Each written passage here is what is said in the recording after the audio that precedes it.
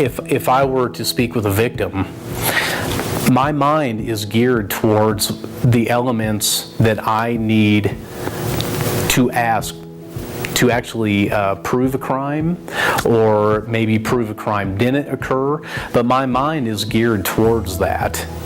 And what I do is I forget sometimes that this person is a person that's standing, away from me. I mean, they have hopes, they have dreams, they have something that they just went through.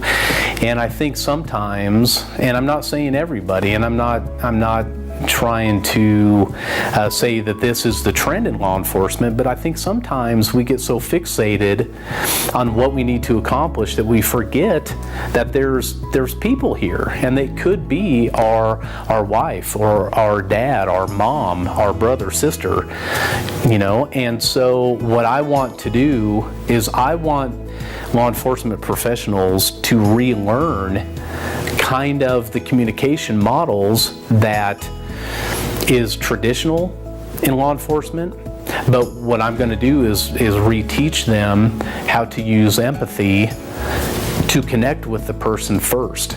To use an example, a domestic violence victim. The victim may say, well, I don't know if I should talk because he or she is coming home in a little while, and if I talk, then it's going to make matters worse at home after you guys leave.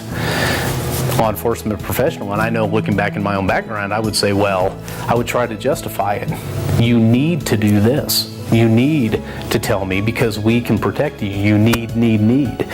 That's not always the case because you're not connecting with what they're trying to tell you. And what they're trying to tell you is what we call the value statements. What their value statement is that they're afraid of what's going to happen, right? And so a law enforcement professional, I can say, for instance, you're afraid to talk to us. That is a stark difference between you need to tell me what happened, right? It's a stark difference. Because if I tell you, you need to tell me what happened, it's going to build these walls of what we call discord. And instead, if I say, this is hard to talk about, and mean it, that person could say, it is hard to talk about because of A, B, C, and D. And then you're going to start broadening this communication between you and the victim. Not only are you receiving the information that you need, but you're connecting with them as not on the level of law enforcement, citizen, but citizen and law enforcement. It's an equal plane because you're there to serve them.